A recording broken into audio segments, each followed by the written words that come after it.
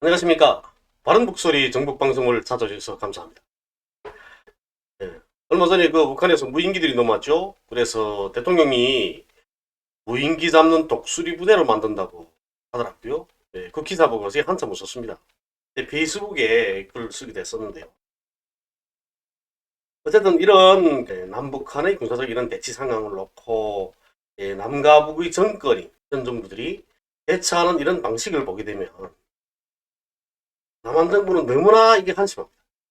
이게 제가 이런 생각을 할 때 있다는데, 이건 대통령 옆에 정말 뭐 국방 안보 보좌하는 이런 사람들, 정말 그 생각이 없는 사람들만 한테는 놓은 것 같다, 이런 생각들이 들더라고요. 그리고 또 뭐 대통령실 홍보한다고 사진이랑 올릴 때나 보게 되면 이건 참 너무한다, 너무 잘못한다, 이런 생각이 드는 겁니다. 뭐 그런 것들 일일이 다 꼽자면 뭐 끝이 없죠. 그래서 오늘은 이 현재 무인기 상황, 그리고 현재 북한의 그 대처 상황, 이런 데 대해서 이야기 좀 해드리려고 합니다. 지금 현재 대통령이 말하는 무인기 잡는 독수리 부대, 이렇게 하겠다는 거 아닙니까? 북한의 무인기는 드론하고 전혀 다르거든요. 북한의 무인기는 군사용이 아닙니까? 드론하고 전혀 다른 거라는데요.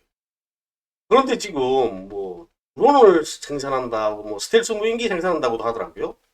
근데 스텔스 무인기 같은 경우에도 그렇죠. 몇 마리까지 생산을 한다는데, 그런데 그게 그렇게 하루아침에 만들어질까요?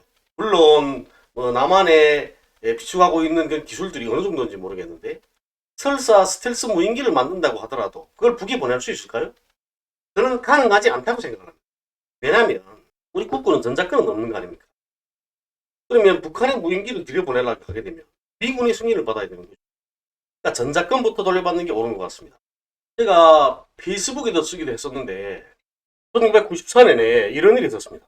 미군 헬기가 북한에 들어갔다가 격추되는 일이 있었죠. 격추돼서 한 명은 사망하고 한 명은 포로됐습니다. 그리고 북한에 사죄를 하고 판문점으로 넘어왔죠. 여기도 보면 뭐 헬리콥터 격추한 부대에서 근무한 탈북자의 증언을 토대로 조사했다 이러지 않습니까? 이게 뭐 해당 부대에서 대공 미사일 교육을 하던 와중에 헬리콥터 넘어와서 급한 김에 병사 2명이 하승총을 한 장씩 들고 뛰어가 발사해서 한 개는 불발이 됐고 한 발은 발사됐다. 그래서 맞았다. 운이 좋게 막 명중했다는 거 아닙니까? 운 좋게. 이게 우리 탈북자 그리고 대북 정보에 대한 가장 취약한 점들이죠. 하승총은 초대 단위로 배치되어 있습니다. 이렇게 산마루마다 이렇게 배치되어 있는데요. 그런 산마루들에 배치되어 있는데 군무는 2명씩 서게 되어 있습니다. 군무는. 그런데 근무를 나갔는데 분대장하고 병사가 나간 거죠. 근데 분대장이 조란 겁니다. 근무 시간에.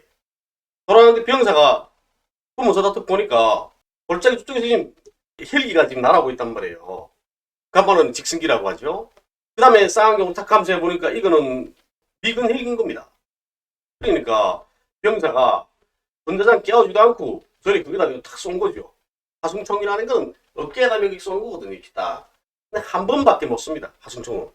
한 발에 딱, 한 번 사용하면 그럼 버려야 되거든요. 여기서 이제 이야기하는 거 보게 되면 대공 미사일 교육하던 와중에 그랬다고 하지 않습니까? 대공 미사일 교육을 하던 와중에 그런 일이 있었으면 한개 소대가 통째로 다 달려나가야죠. 비상수집하면. 미군 헬기가 넘어왔을 때는 비상수집해야 되는 겁니다. 그러면 한 개 소대가 통째로 다 달려나가야 되는 거죠. 그런데 그렇지 않았다는 겁니다. 이 탈북자 말하는 것도 2명이라고 말하지 않습니까? 군무서다가 일어난 일이기 때문에 이런 소리를 하는 겁니다. 병사가 맡았죠. 그래 병사는 가선 입당하고 상고밖에 추천받아가고 막 이렇게 표창을 받았단 말이에요. 분대장은 욕도 쓰지고 먹었겠죠. 그렇습니다. 물론 헬기하고 무인기가 다르긴 하죠. 그리고 드론 자체도 다르고요. 그렇지만 제가 여기서 이야기하자고 하는 건 뭐냐? 북한군은 준비되어 있다는 겁니다. 무인기가 들어가면 어떤지는 모르겠습니다.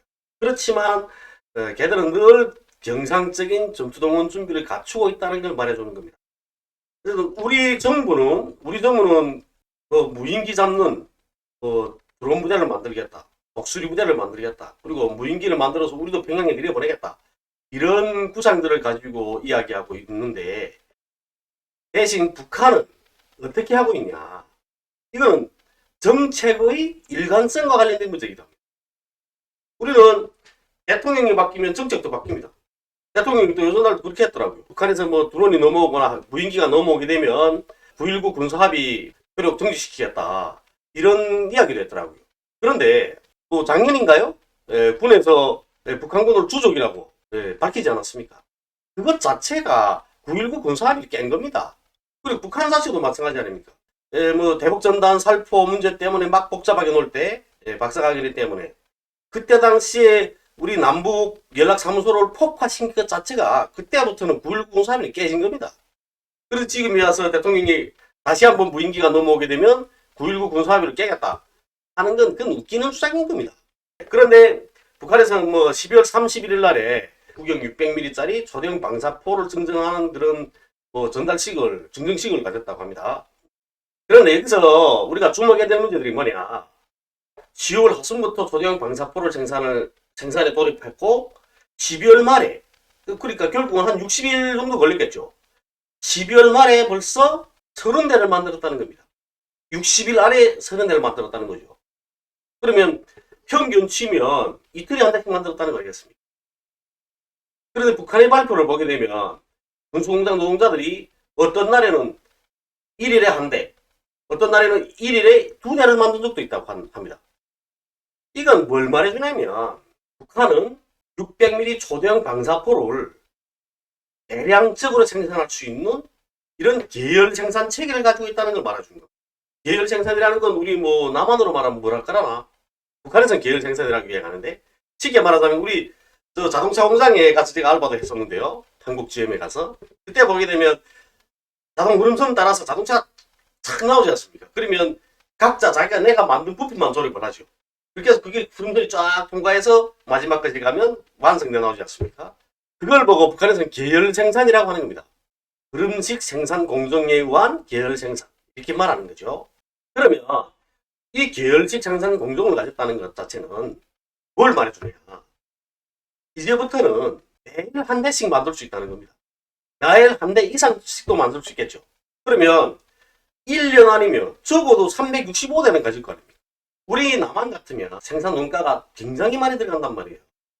그것도 국방비를 또 이제 이야기하자면 국회에서 승인을 해야 쓰는 거죠.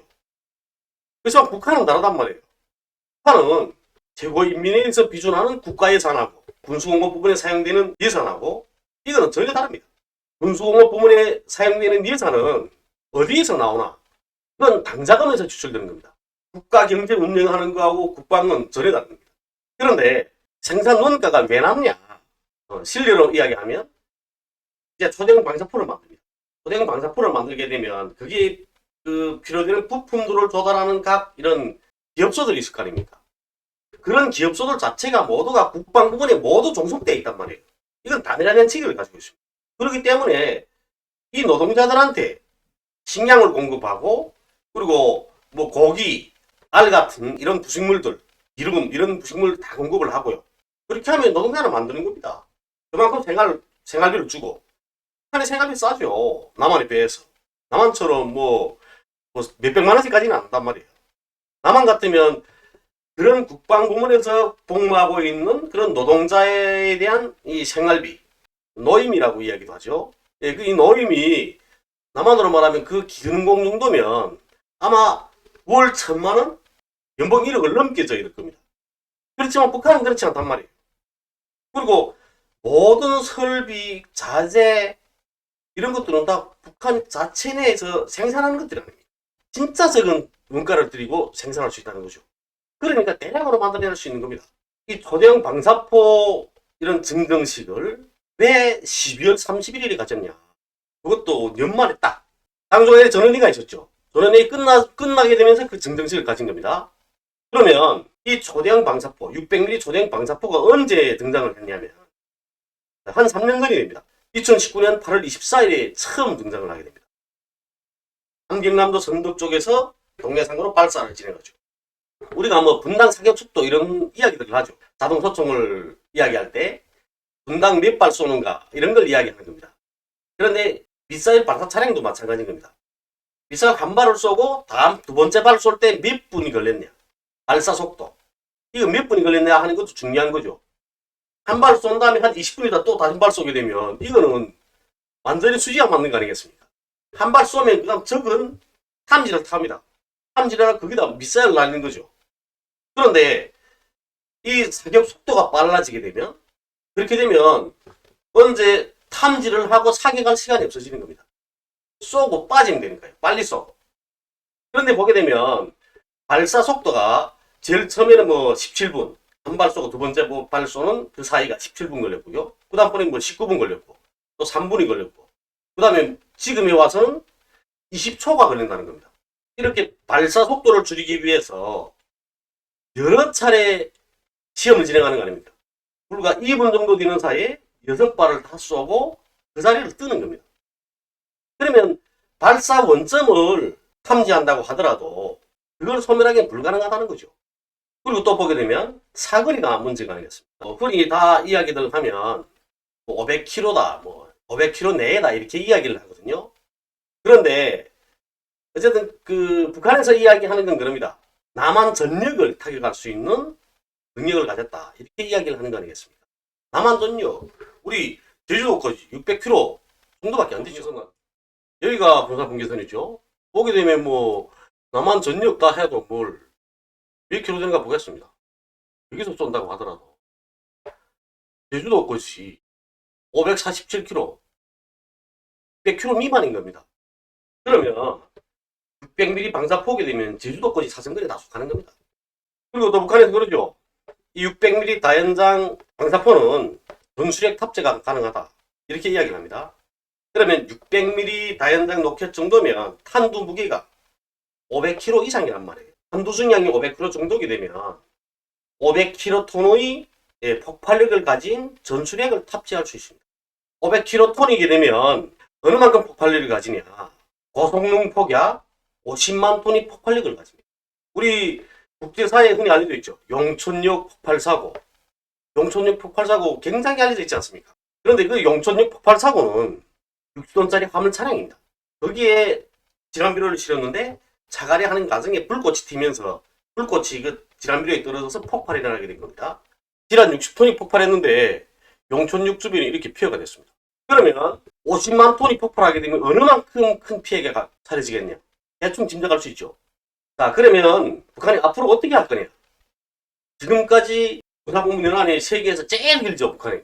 네? 우리 때기는 13년을 했고요. 그 이후에 10년을 줄었습니다. 그럼 앞으로는 군사법문연합을 대폭 줄일 수 있다는 거죠. 그리고 대대승부장을 한 부대들은 지방군에다 넘기는 겁니다. 지방군도 땅크 부대에 있거든요. 제가 병사시절에 8군단 직속 114 땅크連데서 제가 복무를 했습니다. 우리 연대가 대대, 4개 대대 있거든요. 4대대는 지방군입니다. 4대대는.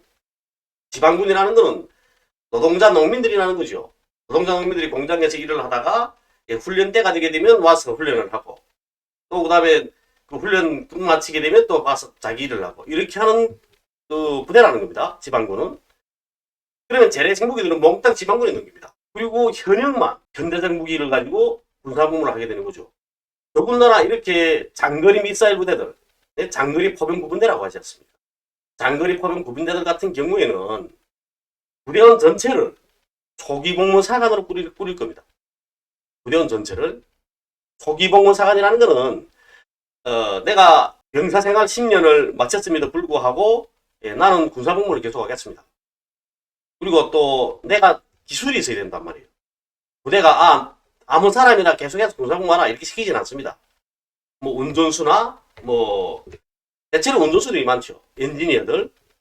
이런 사람들은 부대에서 얘는 기술이 좋으니까 우리 제대시키지 말고 계속해서 초기복무 사관으로 수사. 이렇게 하면 계속해서 초기복무 하는 겁니다. 그럼 초기복무는 이렇게 결혼을 할 수 있거든요. 사관들이. 결혼을 하고 집도 사줍니다. 그러면 이렇게 장거리 포병 부대들 같은 경우에는 부대원 전체를 초기복무 사관으로 꾸리는 거죠. 그러면 초기복무 사관으로 꾸리고, 그리고 그 초기복무 사관들에 대한 대우를 확 높여주는 겁니다. 그렇게 되면 이 부대에 대한 비밀도 보장할 수 있는 거예요. 부대 비밀을. 100mm 장거리 방사포의 재원이 어떻고, 부대가 어떤 방식으로 운영이 되고 있고, 부대원들은 어떻고, 어느 곳에 위치하고 있으며, 이런 비밀들이 새지 않는 겁니다, 밖으로. 제가 예전에도 방송에서 이야기해 드린 적이 있는데, 북한이 509 군부대, 509 군부대 같은 경우에는 국민증을 가지고 있는 군대입니다. 군인증이 아니거든요. 그렇지만 국민증을 가지고 있지만 군사증도 다 가지고 있고 무장 다 갖고 있고, 예, 그렇습니다. 대신 부대 밖으로 나갈 때는 그런 허용이 잘 안 되거든요. 부대 밖으로 나가는 거는. 부대 밖으로 나갈 때는 집체적으로 어디 견학, 휴양, 요양 이런 데 집체적으로 다니는 겁니다. 그렇지만 그 사람들은 그 안에서 의무감을 가지고 생활을 한단 말이에요. 그런 것처럼 그런 형식의 부대들이 이제 앞으로 많아지겠죠. 그리고 또 제가 이렇게 뉴스들 보고 뭐 북한 전문가라고 하는 사람들 하는 이야기들을 뭐 TV에서 보잖아요. 그러면 그 사람들이 흔히 하는 이야기는 그렇습니다. 북한은 저거 만들 수는 있지만 운영을 제대로 못할 거죠. 왜 못하냐? 북한의 도로 상태가 좋지 않기 때문에, 지반이 약하기 때문에 저 차들을 움직이지 못한다. 그럽니다. 우리 보게 되면 뭐 대륙간 탄도 그렇게 ICBM 그 발사 차량 같은 경우에는 100톤이 넘는다 하거든요. 그럼 100톤이 넘게 되면 그러면 100톤이 넘는 그런 그 특수 차량, 대형 차량이 움직일 수 있는 그런 도로가 완비돼야 되는 거 아니겠습니까? 네. 차량을 만들자고 생각을 했습니다. 100톤짜리 미사일을 운반할 수 있는 이런 차량을 만들어야 되겠는데, 그러면 타산을 하죠. 이 차가 갈 수 있는 도로가 준비되어 있어야 되는 거 아니겠습니까? 그게 제일 첫 번째죠. 도로도 준비 안 돼 있고 이 차만 만들어서 뭐합니까? 가지는 못하는데. 그런데도 불구하고 우리 남한의 전문가들은 그런 도로가 없다고 합니다. 제가 어느 방송에서 이야기를 했죠. 북한은 2000년대 중반부터 시작을 해서 도로들을 다 정비를 했다고. 함경남도, 함흥부터 원산 사이, 제가 직접 그 도로 이렇게 그 공사하는 데를 제가 가본 적이 있습니다. 그리고 평안북도, 이거 황해도 쪽에는 잘 안 가봤는데요. 대형 장거리 포병부대들이 대체로 보게 되면 서부전선 지구들이 많이 배치되어 있습니다. 그건 이유가 있거든요. 왜냐하면 동부전선하고 서부전선은 지형이 다릅니다. 그러니까 동부전선 같은 경우에는 설령을 넘어가야 된단 말이에요. 대형 차량이 설령을 넘어가다면 힘듭니다. 보겠습니다. 이쪽 보고 동부전선, 이쪽 보고는 서부전선이라고 이야기하죠. 이건 중부. 근데 동부전선 같은 경우에 천령, 이게 천령입니다. 이게 해양군이거든요. 그러면 해양군하고 천령 이 사이가 얼마나 고도 차이 나는지 봅시오. 193m. 예? 해양군 이게 367, 363 이런 겁니다. 그러면 한 200m 정도로 차이가 높이 차이가 있는 거죠. 이 거리를 보게 되면 여기서부터라고 하더라도 18km 이 정도 됩니다. 그럼 이 사이를 터널을 뚫어야 되는 거 아니겠습니까? 터널을 뚫어야 되는데 18km 정도를. 그러면 높이 차이가 한 200m 정도 되니까, 그러면 그런 터널은 뚫기 힘들죠. 200m 정도 되는 터널을 뚫기는 높이 차이 이렇게 나는데 그럼 경사지는 거 아니겠습니까? 물론 뭐 이렇게 예돌아서 이렇게 뚫을 수는 있겠죠.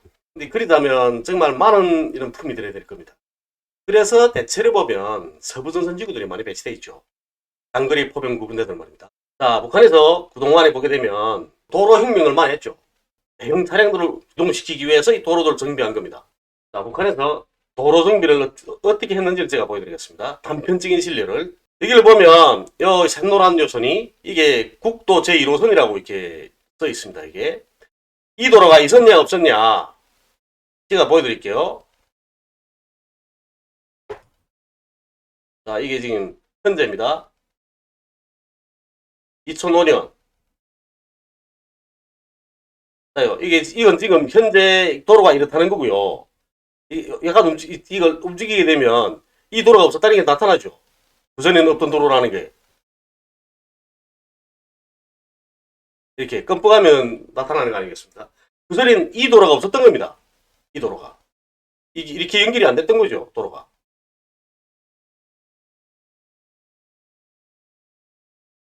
자, 또 그 다음에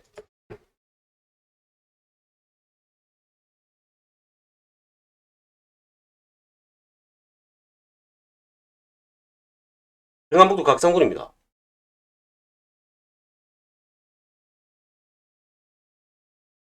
이 부분 보겠습니다. 지금은 이렇게 돼 가는 게 이게 기본 국도 1호선이란 말이에요. 근데 옛날에는 이 도로가 없었습니다.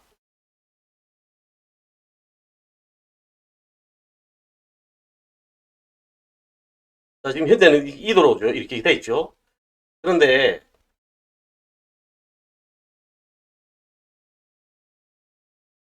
자, 끔뻑하면 없어지죠.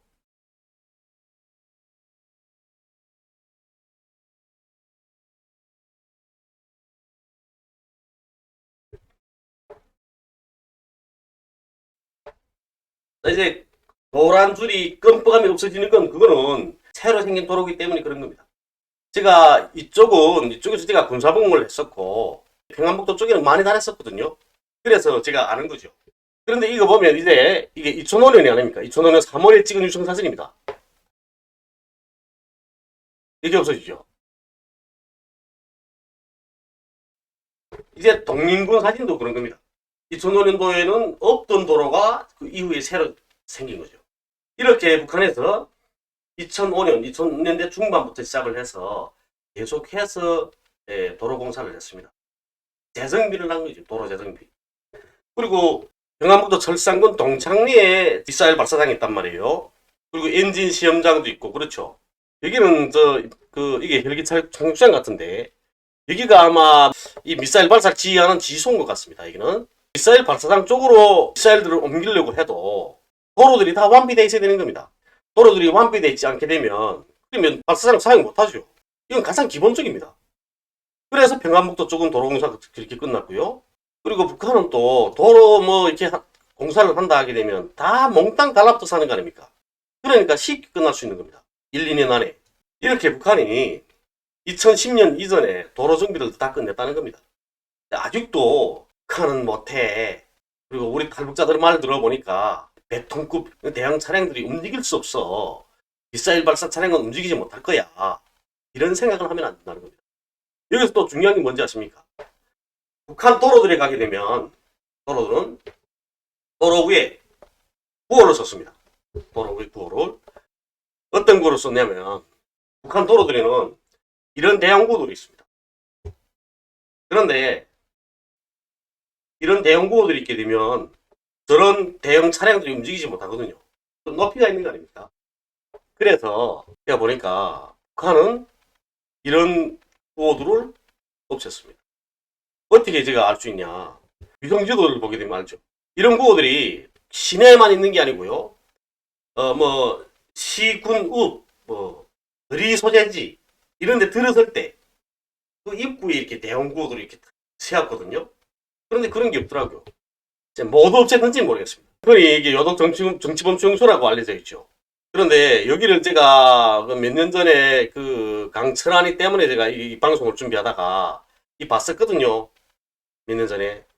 그런데 한 2년, 한 3년 전이 됐나? 예, 그때 봤었는데 그때는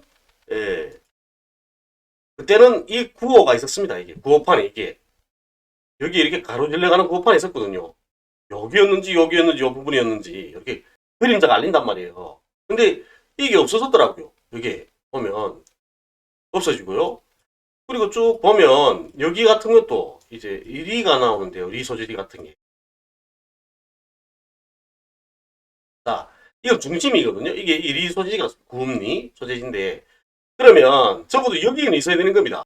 이 도로에 구호가 없습니다. 근데 여기만 그런 게 아니고 우리 고향 봐야죠. 저희 고향인데요. 여기 보면 요 도로 쭉 내려가는데 여기 성천남중이었거든요. 부산영중학교. 요 앞에 도 구호가 있었습니다. 대형 구호판이 있었거든요. 여기가 경사진 내리막길이란 말이에요. 여기에 대형 구호판이 있었는데 없습니다. 이게 그늘이라도 쳐야 되거든요. 이렇게 여기 있었는데 그늘이 있어서 보여야 되는데 없거든요. 이거 나무도 보이지 않습니까? 가로수까지. 가로수까지 보이는데 그 대형 구호가 안 보일 수가 없는 거죠. 여기에 무슨 구호가 있었냐? 우리 식대로 살아나가자는 구호가 있었습니다. 우리 중국에 있는 이모들이 80년대였는데요. 80년대 한 말쯤 됐어요. 그때 우리 중국에 있는 이모들이 그 북한에 장사를 자주 나왔단 말이에요. 그때는 뭐 장사 기수 다닐 때니까 어떨 때는 뭐 큰 이모 왔다가 가면 뭐 작은 이모가 오고 작은 이모 가게 되면 또 외삼촌이 오고 막 그랬습니다. 그때는. 근데 우리 이모가 그 중국에 있는 이모가 한번 밖에 나가보더니 하는 이야기가 그러는 거죠. 언니 저기 별난 구워 썼었대? 하는 겁니다. 그래서 우리 어머니 있다가 뭐라고 썼대 하니까 이모가 하시는 말씀이 제멋대로 살아나가자 썼어. 딱 그러는 거죠. 그래서 우리 어머니가 야, 그게 제멋대로 살아나가자 아니고 우리 식대로 살아나가자다. 똑바로 말해라. 우리 어머니가 그렇게 하는 겁니다. 그리고 우리 식대로 살아나가자라는 구호가 있었거든, 저 자리에. 근데 없는 겁니다. 북한 전역에서 이런 도로를 가로지르는 이런 대형 구호들은 다 없앴다 하는 걸 말해주고 있는 거예요. 다 없앤 것 같습니다. 이렇게 북한은 그 어떤 정책을 세우고 집행하는 데서 단기적으로 내다보고 그리고 체계적으로 밟아서 마지막까지 성과를 도출해 나갑니다. 그런데 남한은 어떠냐? 남한은 요 앞에 것만 딱 생각하는 거 아닙니까? 장기적으로 보는 게 아니고 요 앞에 것만 딱 생각합니다. 그리고 요 앞에 것도 생각하는 것도 완전히 철부지들이 생각하는 것처럼 남한에는 공부 잘하는 사람 말아도 전략가는 없다. 이걸 말해주는 거죠. 저는 이 남한에서 우리 민지, 집사람, 우리 어머니, 사촌누이, 조카 모두가 함께 삶의 터전을 갖고 가고 있습니다. 그리고 또 저 북한에는 우리 가족, 친척들, 그리고 애들도 있고요. 그렇기 때문에 전쟁을 바라지 않습니다. 원래 저는 폭력은 그 어떤 이유로도 정당화될 수 없다. 이렇게 이야기하고 있는 사람이기도 하고요. 그런데 제가 살아가고 있는 이 남한의 정부, 이 정부의 잘못된 정책들을 보게 되면 참 안타까울 때가 많거든요. 그래서 이런 건 지적을 해야 된다 하고 저는 이야기를 하고 있는 거죠. 오늘 방송을 시청해 주셔서 감사합니다.